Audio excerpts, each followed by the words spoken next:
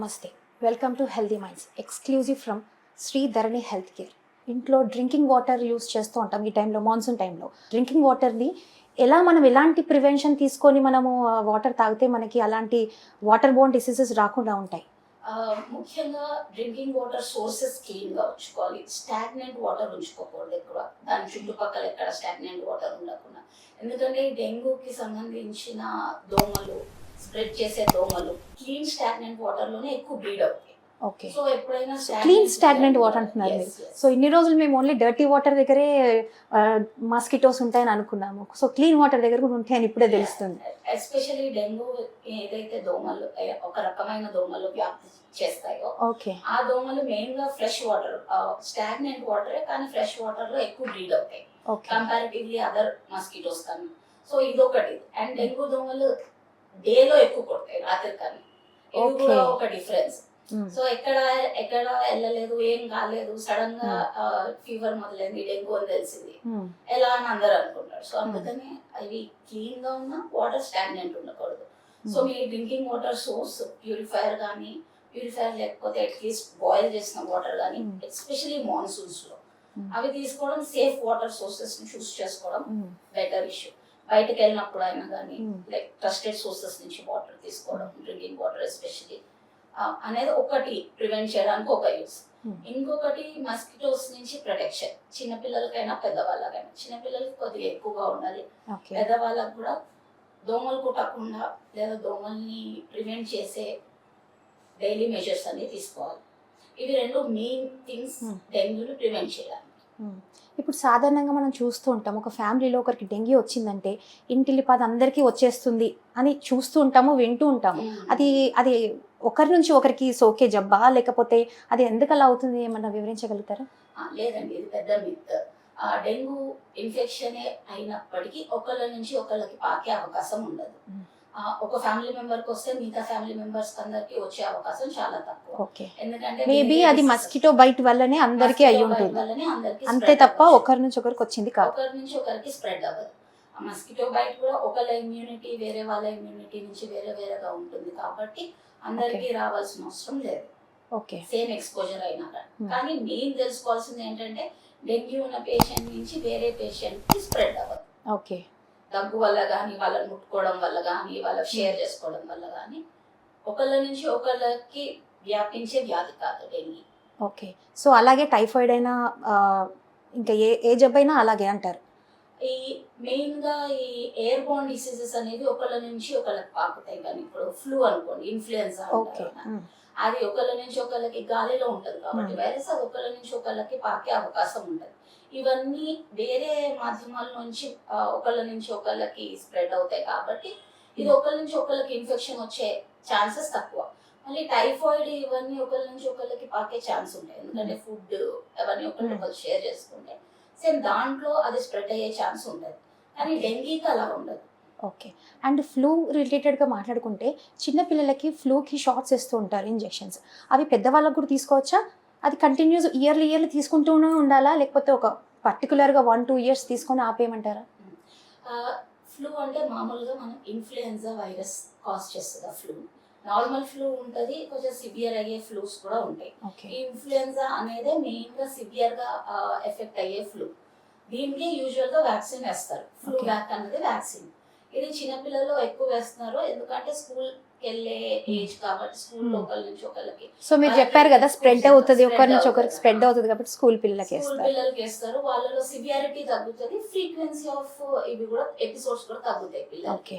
అయితే ఇది పెద్దవాళ్ళలో వేయించుకోవాలంటే ఖచ్చితంగా వేయించుకోవాలి. ఎందుకంటే సేమ్ మీరు ఆఫీస్ స్పేసెస్కి వెళ్ళినా కానీ, బయట వెళ్ళినా కానీ సేమ్ ఓవర్ క్రౌడెడ్ దీంట్లో సేమ్ కాన్సెప్ట్ వాళ్ళకి. అయితే మెయిన్ గా ఎవరికి మెయిన్ గా వేయించుకోవాలి, వాళ్ళు కంపల్సరీ వేయించుకోవాల్సింది. అట్లీస్ట్ 55 ఏజ్ పైన వాళ్ళకి, డయాబెటీస్ ఉన్న వాళ్ళకి, లేదా ఏదైనా క్రానిక్ డిసీజెస్ ఉన్నాయనుకోండి, కిడ్నీకి సంబంధించినవి, లంగ్కి సంబంధించినవి, లేదా లివర్కి సంబంధించినవి, ఇట్లాంటి డిసీజెస్ ఉన్న వాళ్ళైతే తప్పక వేయించుకోవాలి. ఎందుకంటే వాళ్ళలో ఇమ్యూనిటీ పవర్ చాలా తక్కువ ఉంటుంది.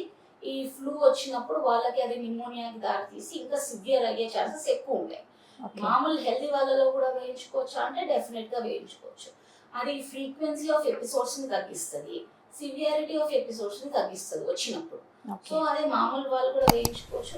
ఎవ్రీ ఇయర్ వేయించుకోవాలి. ఇది ఎవ్రీ ఇయర్ ఎందుకు వేయించుకోవాలి అని అడిగితే ఎవ్రీ ఇయర్ దాని టైప్ మారుతుంది. ఏదైతే వైరస్ ఎఫెక్ట్ చేస్తుందో ఆ వైరస్ ది టైప్ మారుతుంది. ఎవ్రీ సో సేమ్ వ్యాక్సిన్ ఉండదంటారు. ఉండదు. ఎవ్రీ ఇయర్ వాళ్ళు సీరో టైప్స్ మార్చి చేయడము, ఒక్కొక్కసారి ఆ సీరో టైప్ ఆల్రెడీ అంత ఇమ్యూనిటీ వచ్చేసి ఉంటుంది. ఓకే. సో దాంతో అంత ఎఫెక్ట్ ఉండదు.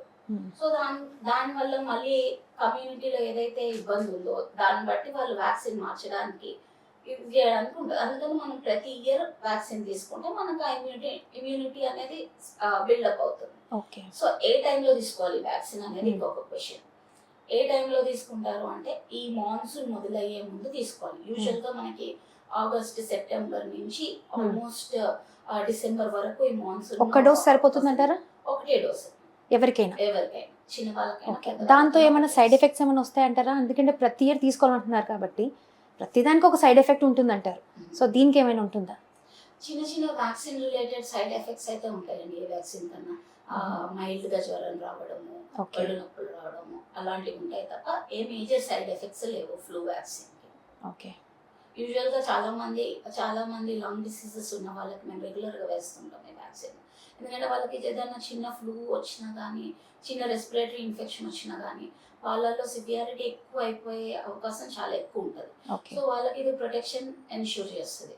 సో ఇంట్లో ఎవరైనా పెద్దవాళ్ళు ఉన్నా, షుగర్ అన్కంట్రోల్డ్ షుగర్స్ ఉన్నా, ఏదైనా క్రానిక్ డిసీజెస్ ఉన్నా కానీ ఫ్లూ వ్యాక్సిన్ తప్పనిసరిగా వేయించాలి వాళ్ళకి. ఓకే. ఇది మనకి తప్పనిసరి లిస్ట్ లో లేకపోయినా ఫ్లూ వ్యాక్సిన్ అనేది వేయించుకున్న దాని వల్ల లాభాలు ఎక్కువ వస్తాయి. ఎందుకంటే చాలా మందికి కూడా తెలియదండి ఇది. కొంతమంది తెలిసిన వాళ్ళు మాత్రమే వాళ్ళ ఫ్యామిలీస్లో స్ప్రెడ్ చేసుకుంటూ వెళ్తూ ఉంటారు, ఫ్లూ వ్యాక్సిన్ వేయించుకున్నావా వేయించుకోండి అని. కానీ బయట ప్రచారం అయితే లేదు, ఎక్కువగా లేదు వ్యాక్సిన్ వేయించుకోవాలని. కానీ వేయించుకుంటే మంచిది అని నేను కూడా అనుకుంటున్నాను. అవును. ఒకటి ఏంటంటే వ్యాక్సిన్ ల అపోహ ఇప్పుడు మళ్ళీ ఇక్కడ మన దగ్గర కూడా పెరుగుతుంది, అదొక కారణము. రెండోది ఫ్లూ వ్యాక్సిన్ మనకి కొన్ని సెట్ ఆఫ్ వ్యాక్సిన్స్ ఉన్నాయి కంపల్సరీగా వేయాలి అని. ఇప్పుడు చిన్నపిల్లల్లో అనుకోండి, ఇది కంపల్సరీ గవర్నమెంట్ ఒక చార్ట్ ప్రింట్ చేస్తుంది. ఈ వ్యాక్సిన్ ఈ ఏజ్ లో ఈ పిల్లలకి వేయాలి ఖచ్చితంగా. సో అందరికి ఐడియా ఉంటుంది, పేరెంట్స్ అందరికి. సో వేయించుకోవాలి ఇదంతా ఈ వ్యాక్సిన్ లోనే. పెద్దవాళ్ళకి వచ్చేసరికి ఇట్లా స్టాండర్డ్ గా ఖచ్చితంగా వేయించుకోవాలన్న వ్యాక్సిన్ లిస్ట్ సగం మందికి తెలియదు. అందులో ఎస్పెషల్లీ ఫ్లూ వ్యాక్సిన్ ఒకటి. ఇంకొకటి న్యూమోకోకల్ వ్యాక్సిన్ అని వస్తుంది, నిమోనియా కోసం అని వేస్తారు. అది కూడా ఈ లంగ్ డిసీజెస్, డయాబెటీస్ ఉన్న వాళ్ళలో, పెద్దవాళ్లలో, 65 ఏళ్ళు పైబడిన వాళ్ళలో, వీళ్ళలో వేస్తారు ఈ వ్యాక్సిన్. ఆ వ్యాక్సిన్ కూడా నిమోనియా తీవ్రతరం దాల్చకుండా హెల్ప్ చేసే. అది నిమోనియా స్టార్ట్ కాకముందుకే వేసుకోమంటారా, అది అయిన తర్వాత వేసుకోవాలంటారా? ఇట్లా ఫ్లూ వ్యాక్సిన్ లాగానే అది కూడా వేస్తాం, కానీ అది సంవత్సరం తీసుకోవాల్సిన అవసరం ఉంటుంది. 5 years కి ఒకసారి తీసుకుంటే సరిపోతుంది. అది ఎస్పెషల్లీ 65 years అండ్ అబవ్ వాళ్ళకి, లేదా యంగ్ వాళ్ళకి ఏదైనా క్రానిక్ డిసీజెస్ ఉంటాయి కదా, కిడ్నీ డిసీజెస్, డయాలిసిస్ మీద ఉన్నారు, లేదా లంగ్ డిసీజెస్ ఉన్నాయి, ఆస్తమా ఉంది, లేదా సిఓపిడి ఉంది, ఇలాంటి డిసీజెస్ ఉన్న వాళ్ళకి, లేదా లివర్ డిసీజ్ ఉంది, ఇలాంటి వాళ్ళలో ఇమ్యూనిటీ ఎక్కువ ఉంటుంది. సో వాళ్ళకి యూజువల్గా వచ్చే ఇన్ఫెక్షన్స్ హెల్దీ పర్సన్ కన్నా చాలా తీవ్రతరంగా వస్తాయి అండ్ వాళ్ళని అవి ఎక్కువ ఎఫెక్ట్ చేస్తాయి, ఆల్మోస్ట్ ప్రాణాంతకం వరకు వెళ్తాయి వాళ్ళకి. సో అందుకని వాళ్ళని వ్యాక్సినేట్ చేయడం అనేది ప్రివెంటివ్ హెల్త్ లో భాగం. సో అడల్ట్ వ్యాక్సినేషన్ మీద తక్కువ అవగాహన ఉంది చాలా. సో ఈ ఫ్లూ వ్యాక్సిన్ ఎంత కామన్ గా వేస్తామో ఆ న్యూమోకాకల్ వ్యాక్సిన్ కూడా అంతే కామన్ గా వేస్తాము. మన దగ్గర తక్కువైనా ఫ్లూ వ్యాక్సిన్ వెస్టర్న్ కంట్రీస్ లో ఆల్మోస్ట్ అందరూ వేయించుకుంటారు. ఓకే.